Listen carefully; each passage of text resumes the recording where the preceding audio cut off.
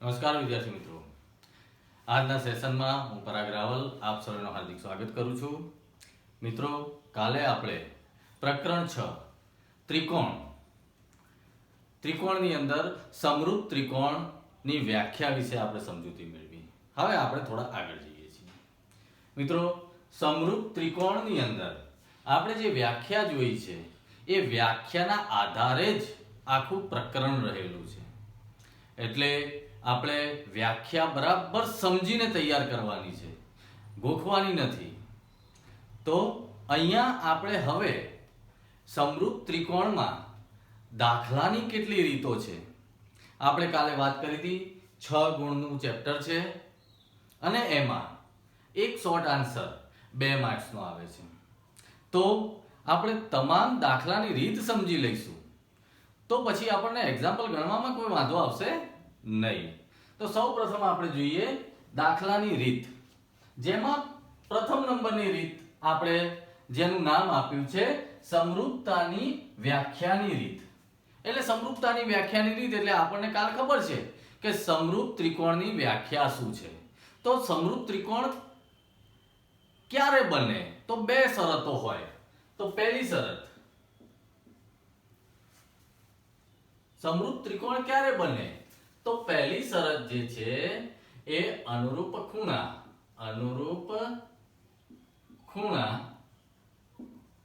એકરૂપ હોય. કોના? જ્યારે 2 ત્રિકોણની વાત કરીએ અને 2 ત્રિકોણની સંગતતા જોવામાં આવે ત્યારે અનુરૂપ ખૂણા એકરૂપ હોય અને બીજા નંબરમાં અનુરૂપ બાજુ સમપ્રમાણમાં હોય. બસ આ 2 વસ્તુનો જો આપણને ખ્યાલ આવી જાય તો આપણી આ 2 રીત સરળ પડી જાય. તો રીત નંબર 1 જે સમરૂપતાની વ્યાખ્યાની રીત, જેને આપણે બા શરતની રીત પણ કહીએ છીએ, તો એ રીત જે છે એ સમરૂપ ત્રિકોણની વ્યાખ્યાનું આ બીજા કારણની આપણે દાખલાની રીત છે. જેને આપણે સાદી રીતે કહીએ તો બાજુ આપેલી હોય તો એમાંથી બાજુ શોધવાની. આપણે એક એક રીત જોઈશું અને એ રીતમાં આપણે ઊંડાણપૂર્વક એનો અભ્યાસ પણ કરીશું. તો સૌપ્રથમ આપણે જોઈએ કે રીતની અંદર શું છે. તો તમને આવી રીતે આપેલું હોય કે ત્રિકોણ એબીસી સમરૂપ ત્રિકોણ પીક્યુઆર. કોઈ પણ 2 ત્રિકોણ આપેલા હોય, નહીં કે અહીંયા આપણે લખ્યું છે એબીસી ને પીક્યુઆર. કોઈ પણ નામ હોય ત્રિકોણના, તો 2 ત્રિકોણ તમને સમરૂપ બતાવ્યા હોય, એમાંથી તમને બાજુનું માપ આપ્યું હોય તો કોઈ પણ એક બાજુનું માપ આપણે શોધવાનું થાય. તો આપણે જોઈએ કે કેવી રીતનો એક્ઝામ્પલ પૂછે. તો રીત નંબર 1 પ્રમાણેનો એક્ઝામ્પલની આપણે વાત કરીએ.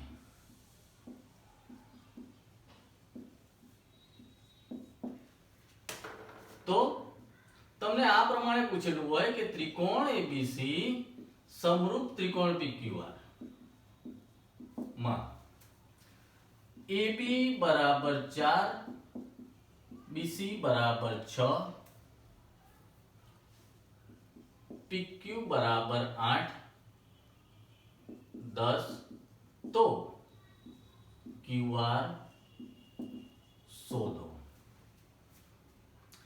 આ પ્રકારનો એક નાનો એક્ઝામ્પલ આપેલો હોય, અથવા બીજી પદ્ધતિ પ્રમાણે આપણે વાત કરીએ તો આવું પણ તમને પૂછી શકે કે ત્રિકોણ ABC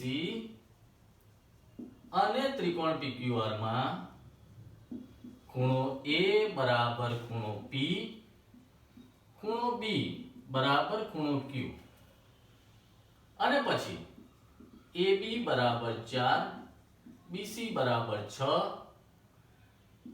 PQ બરાબર 10, તો QR શોધો. દાખલો એકનો એક જ છે, થોડી રકમમાં પદ્ધતિ બદલાઈ જાય છે. અહીંયા પહેલેથી જ તમને સમરૂપ કહી દીધું છે, જ્યારે અહીંયા ખૂણાના માપ એકરૂપ આપ્યા છે, અનુરૂપ ખૂણાના માપ.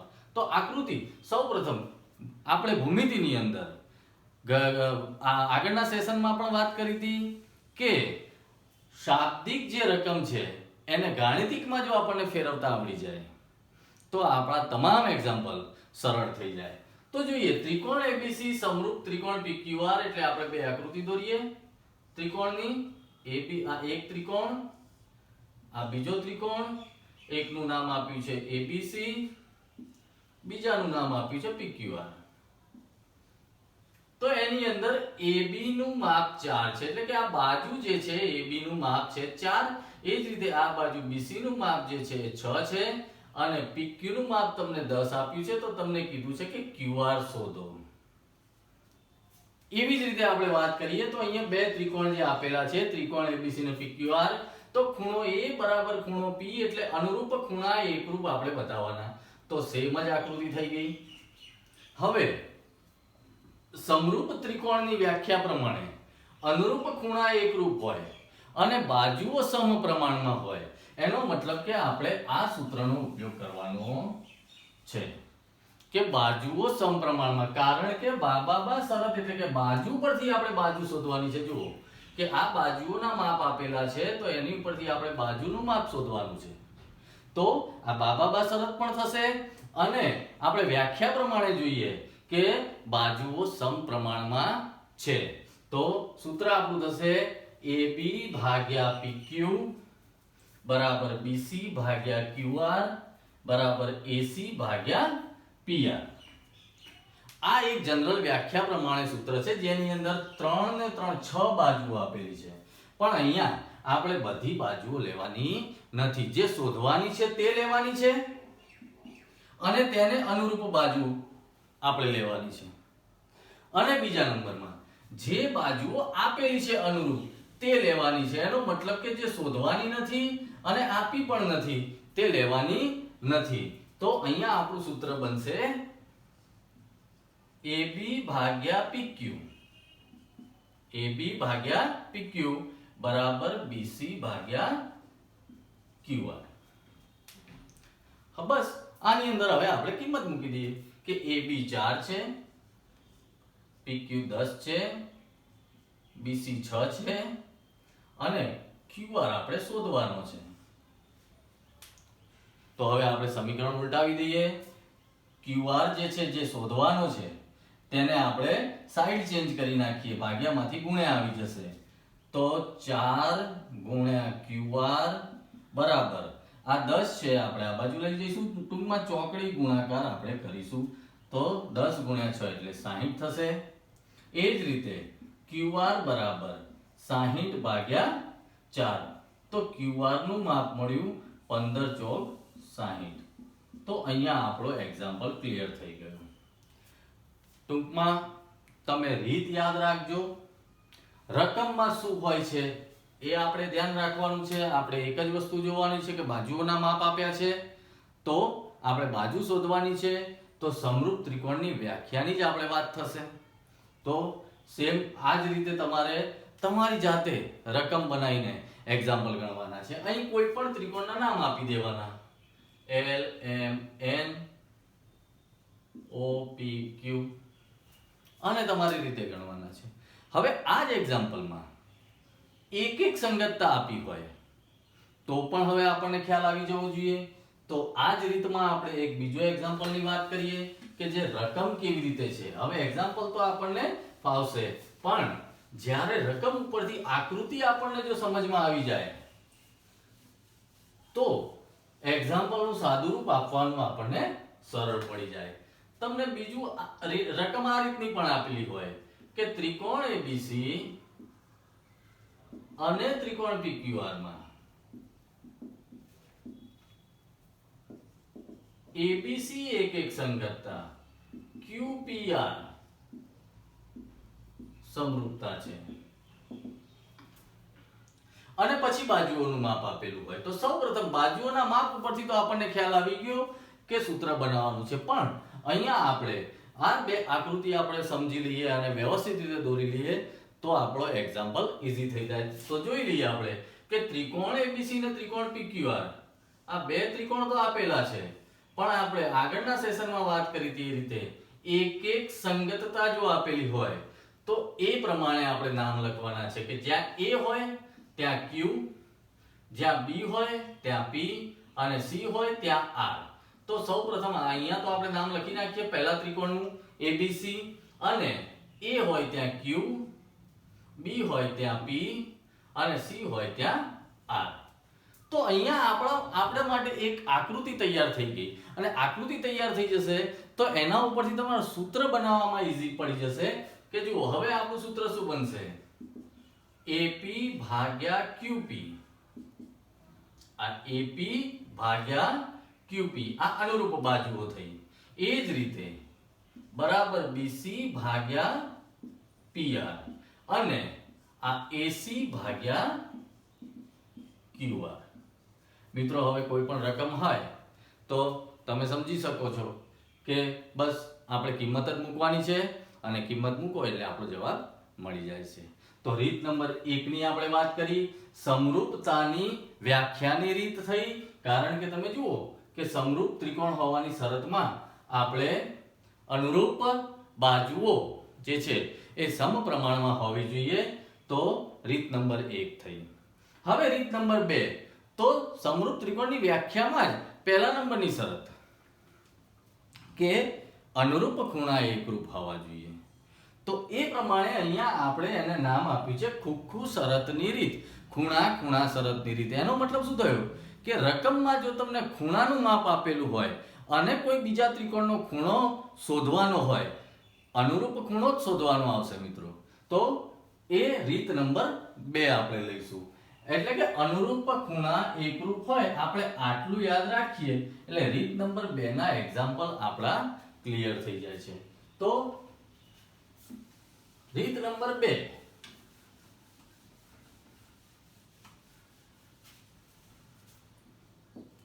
રીત નંબર 2 કે જે ખૂણાવાળા એક્ઝામ્પલ એટલે કે ત્રિકોણમાં તમને ખૂણો આપેલો હોય તો અહીંયા આપણે જોઈએ કે ત્રિકોણ ABC અને ત્રિકોણ LMN માં ABC એક સંગતતા NML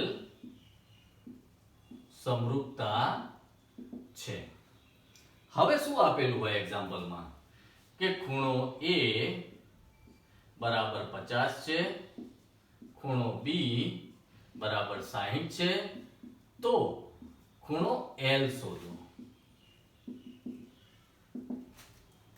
હવે ઘણા વિદ્યાર્થીઓ કન્ફ્યુઝ થઈ જાય છે આમાં સિમ્પલ એક્ઝામ્પલ છે તો પણ કે ત્રિકોણ ABC ની અંદર આપણને માપ આપેલા છે બે ખૂણાના અને મારે બીજો ત્રિકોણ કેવી રીતે શોધવાનો તો આપણને આટલું ખબર હોય કે અનુરૂપ ખૂણા એકરૂપ છે તો ઈઝી થઈ જાય કારણ કે સમરૂપ ત્રિકોણની વ્યાખ્યા પ્રમાણે તો સૌપ્રથમ આપણે ત્રિકોણ બનાવીએ બે ત્રિકોણ બનાવ્યા હવે અહીંયા સંગતતા આપેલી છે તો પહેલા તો ABC આપેલું જ છે હવે બીજા ત્રિકોણમાં આપણે LMN નહીં બનાવીએ પણ NML બનાવીશું જ્યાં A છે ત્યાં N લખીશું B છે ત્યાં M અને C છે ત્યાં L હવે આપણે આકૃતિમાં ખૂણાના માપ લખીશું ખૂણો A 50 નો છે ખૂણો B 60 ના માપનો છે તો તમને કીધું છે ખૂણા L નું માપ શોધો તો આપણને ખબર છે કે બે ત્રિકોણ સમરૂપ છે સમરૂપ હોય તો કઈ શરત પહેલી અનુરૂપ ખૂણા એકરૂપ હોય તો એનો મતલબ કે ખૂણો A જો 50 નો છે તો ખૂણો N પણ 50 નો થશે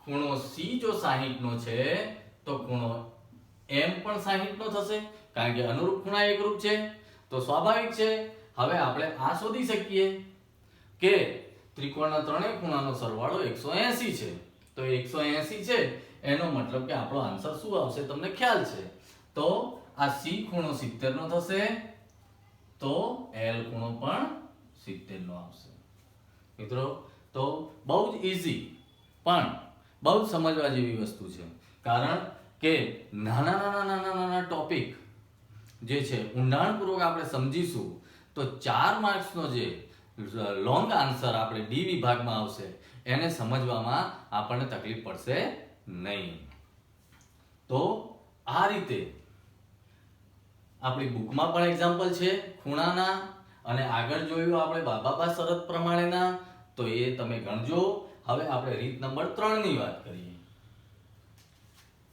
તો રીત નંબર 3 એ આપણા માટે બહુ જ અગત્યની રીત છે કારણ કે રીત નંબર 3 જે છે એ સમરૂપતાના મૂળભૂત પ્રમેયની રીત છે. એને થેલ્સનો પ્રમેય પણ કહેવામાં આવે છે. અને મિત્રો પ્રમેય 6.1 આપણે બરાબર તૈયાર કરવાનો છે, કારણ કે વિભાગ ડી માં 4 માર્ક્સમાં એ પૂછાઈ શકે છે.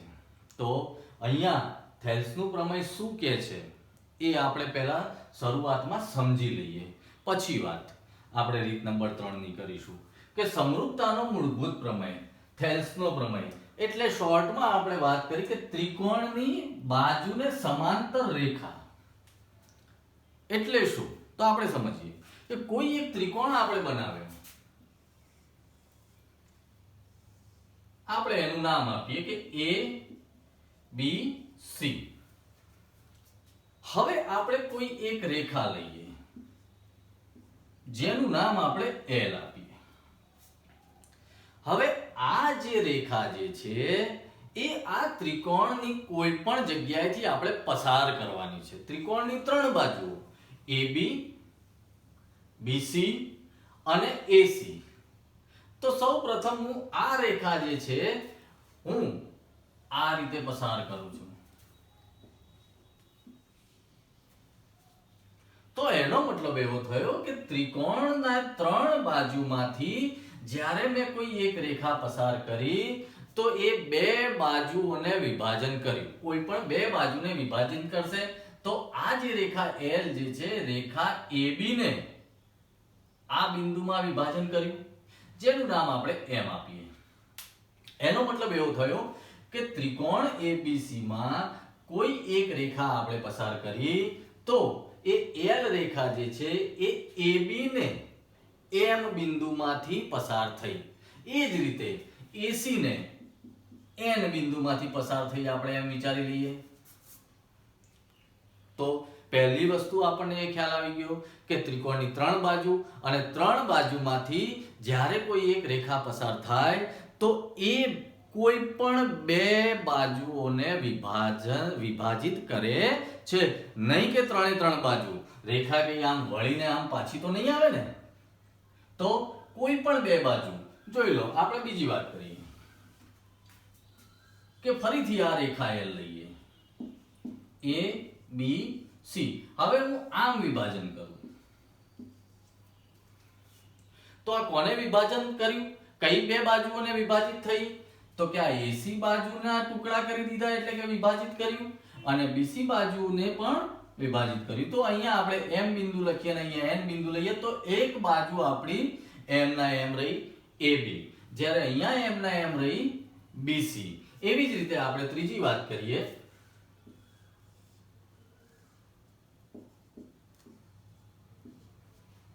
હવે આ રીતે રેખા પસાર કરીએ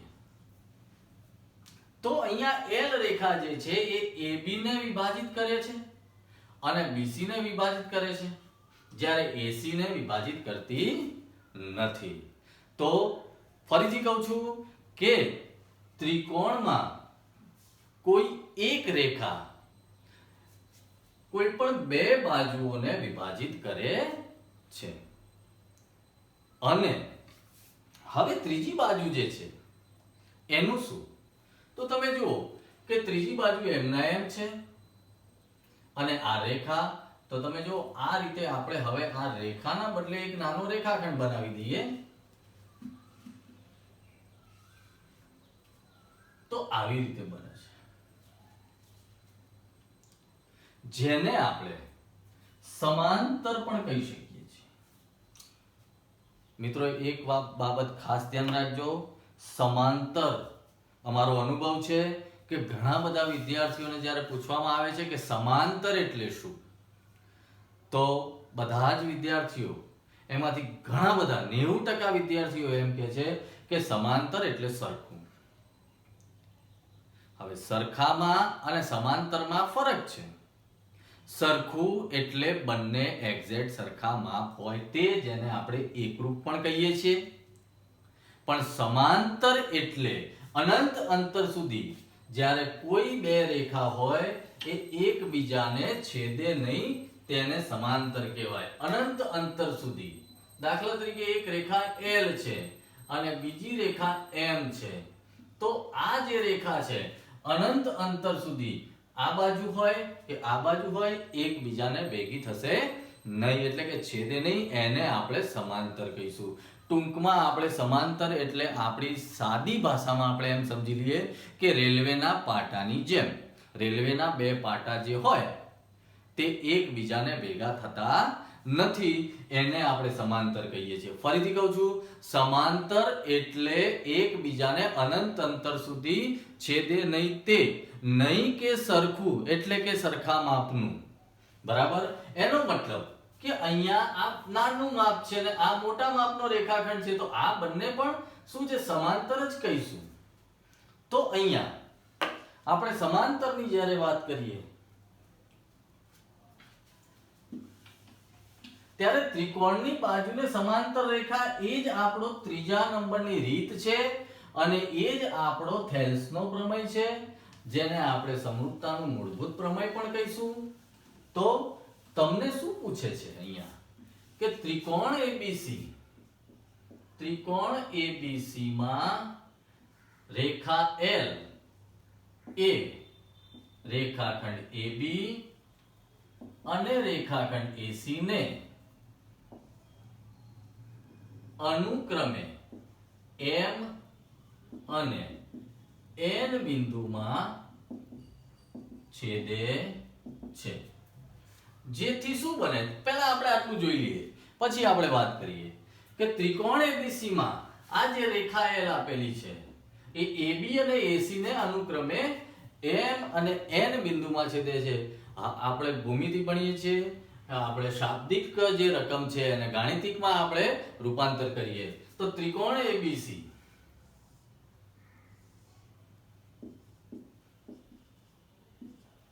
એમાં એક રેખા L જે આપેલી છે તે AB ને અને AC ને, એટલે કે એ રેખા આમ છે, કારણ કે AB ને અને AC ને અનુક્રમે AB ને M બિંદુમાં અને AC ને N બિંદુમાં છેદે છે.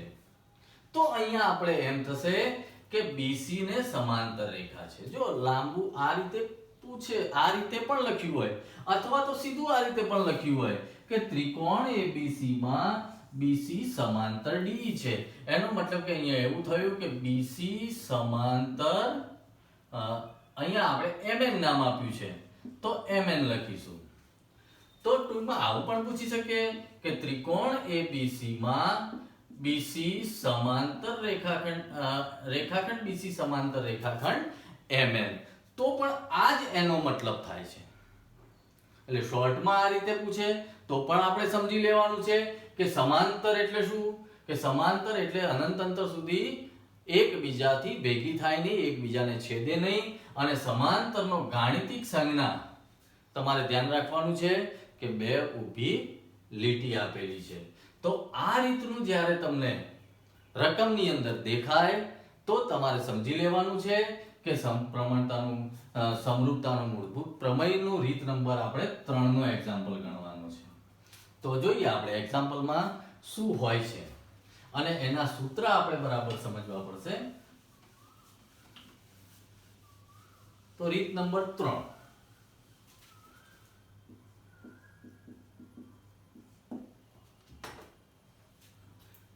આ રીતની આપણે રકમ પૂછેલી હોય કે ત્રિકોણ ABC માં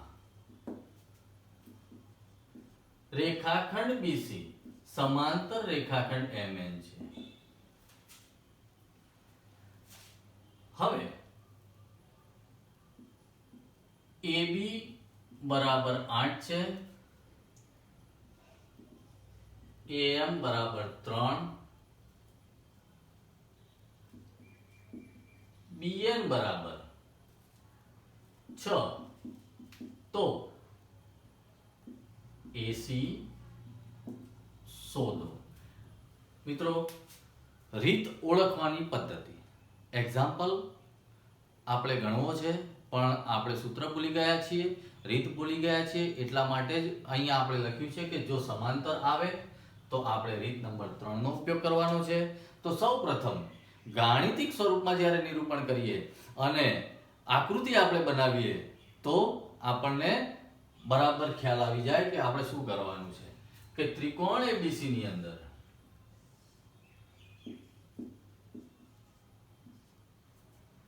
બીસી સમાંતર એમએન છે. હવે એબી નું માપ 8 આપેલું છે, એટલે કે આખું એબી નું માપ આપણને 8 આપેલું છે અને એએમ જે છે એનું માપ 3 આપેલું છે. સોરી, અહીંયા આપણે એએન કરીશું. એએન નું માપ જે છે એ 6 આપેલું છે, તો એસી નું માપ આપણે શોધવાનું છે. તો સૌપ્રથમ આપણે આમાં સૂત્ર કયું બને છે એ આપણે જોઈશું. તો આપણે એક્ઝામ્પલ પછી જોઈએ. સૌ પહેલા આપણે આટલી વાત કરીએ છીએ કે આની અંદર સૂત્ર કેવી રીતે બને છે અને કયું બને છે. તો બે સૂત્ર બને છે આમાં, બરાબર ધ્યાન રાખવાનું છે તમારે. A B C M અને N. તો અહીંયા આપણું સૂત્ર બનશે AM ભાગ્યા AB, AM ભાગ્યા AB બરાબર આ બાજુ AN ભાગ્યા AC, AN ભાગ્યા AC. આ જ પદ્ધતિ પ્રમાણે આપણે જઈ રહ્યા છીએ. જુઓ, ચેક કરીએ આપણે કે આ જે ત્રિકોણ જે છે ત્રિકોણ ABC, એમાં એક નાનો ત્રિકોણ બની ગયો કે AMN. તો બંને ત્રિકોણો જુદા કરું. તો આ નાનો ત્રિકોણ છે AMN અને આ મોટો ત્રિકોણ થઈ ગયો ABC. ત્રિકોણ મેં અલગ કર્યો. હવે તમે જુઓ આપણે સમરૂપતાની વ્યાખ્યા પ્રમાણે કે AM ભાગ્યા AB, અહીંયા પણ આપણે લખી શકીએ MN ભાગ્યા BC, એટલે કે ત્રીજું આ થશે AN ભાગ્યા AC. બરાબર છે.